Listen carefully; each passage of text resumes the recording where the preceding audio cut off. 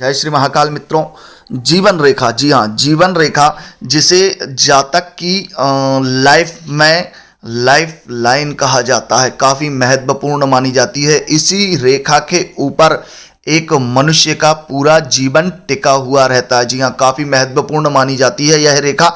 आज हम इसी रेखा के विषय में चर्चा करेंगे, जिस रेखा को देखकर आप समझ सकते हैं कि इस रेखा वाले जातकों के जीवन में क्या उनकी स्थिति रहेगी, उनकी आयु कितनी है, क्या वो पूर्ण आयु प्राप्त कर पाएंगे या फिर किसी रोग के कारण या फिर किसी दुर्घटना के कारण उनके जीवन का खत्म होना निश्चित लिखा गया है। जी हाँ, यही संपूर्ण विषय की जानकारी देती है मनुष्य की जीवन रेखा। जीवन रेखा का काफ़ी ज़्यादा महत्व माना गया है और हाथ में प्रायः सभी हाथों में स्पष्ट रूप से दिखाई देने वाली जीवन रेखा होती ही होती है।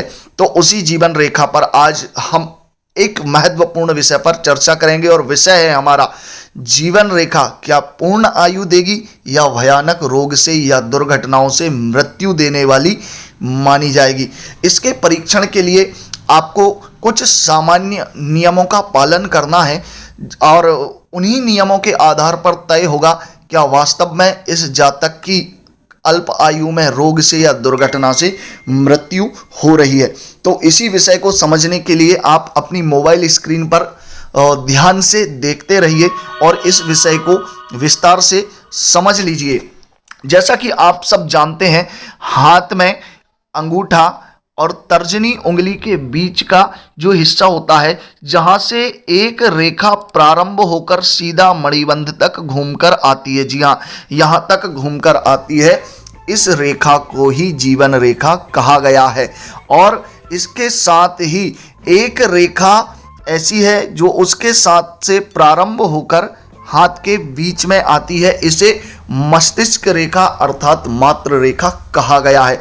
लेकिन आज का जो हमारा विषय है वह जीवन रेखा पर है और जीवन रेखा की क्या स्थिति है उसी पर आज हम विचार करने वाले हैं। जैसा कि आप सब जानते हैं, यह जो जीवन रेखा बनी हुई है, यदि हाथ में यह जीवन रेखा बीच में किसी ना किसी कारणवश अगर कट जाती है, जी हाँ, अगर यह रेखा बीच में कट जाती है तो ऐसे जो जातक होते हैं उनकी या तो जो आयु होती है वह पूर्णतः नष्ट हो जाती है, अर्थात उनकी मृत्यु का योग बन जाता है। लेकिन हम केवल एक योग के आधार पर व्यक्ति की आयु का निर्धारण नहीं कर सकते हैं। उसके लिए हमें और भी अन्य योगों को देखना चाहिए और समझना चाहिए। अब वह जो अन्य योग हैं, यह जो जीवन रेखा है, एक हाथ में अगर इसकी इसी प्रकार की स्थिति है तब तो यह रेखा मृत्यु देने वाली नहीं मानी जाएगी। यदि एक ही हाथ में जीवन रेखा बीच से कट रही है तो यह रेखा मृत्यु देने वाली नहीं मानी जाएगी।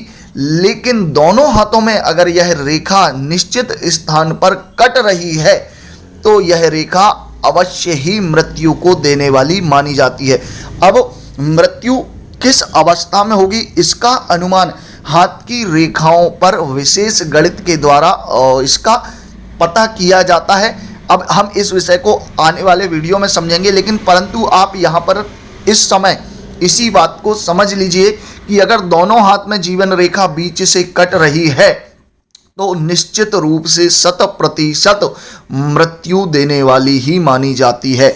और इसी के साथ साथ यदि एक हाथ में रेखा कट रही हो और दूसरे हाथ में जो है रेखा बनी हो, जी, दूसरे हाथ में जो है रेखा पूर्ण बनी हुई हो, तो इस स्थिति में जो है हम कह सकते हैं कि इस प्रकार के जो जातक होते हैं, इस प्रकार के जो भी जातक होते हैं, उन जातकों के जीवन में किसी ना किसी प्रकार के भयानक रोग की स्थिति के कारण, जी हाँ, भयानक रोग की स्थिति के कारण उनका जो जीवन होता है वह जीवन किसी न किसी बड़े और भयानक रोग से लगातार ग्रसित बना रहता है और इसी के कारण वह जीवन में सफलता या अपने कार्य पर, अपने व्यापार पर या अपनी जॉब पर ध्यान नहीं दे पाते हैं और काफ़ी परेशान रहते हैं और इसी रोग में उनके घर का जो है काफ़ी धन व्यर्थ में बर्बाद हो जाता है।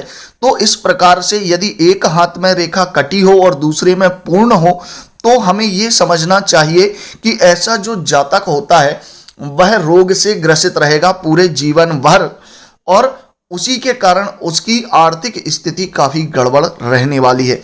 अब तीसरा जो योग है वह है अकाल मृत्यु का। जी हाँ, अकाल मृत्यु में अक्सर देखा गया है कि हाथ की रेखाओं में यदि जीवन रेखा बीच से कट रही है और कटने के बाद यदि उस पर किसी भी प्रकार का क्रॉस का चिन्ह बन रहा हो, जी हाँ, अगर क्रॉस का चिन्ह बन रहा है तो इस प्रकार के जातक के जीवन में किसी ना किसी दुर्घटना के कारण उसकी अकाल मृत्यु की संभावनाएं बहुत अधिक बढ़ जाती हैं। जी हाँ, जीवन रेखा पर क्रॉस का चिन्ह बिल्कुल भी अच्छा नहीं माना गया है।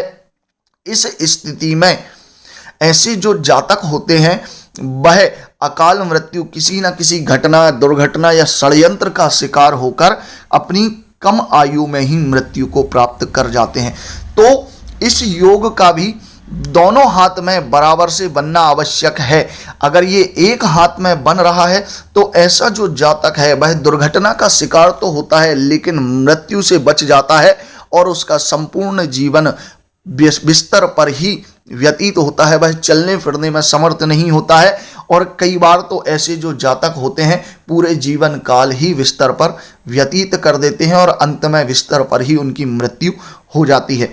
आशा करता हूं आप जीवन रेखा के इस विषय को काफ़ी अच्छे से समझ गए होंगे।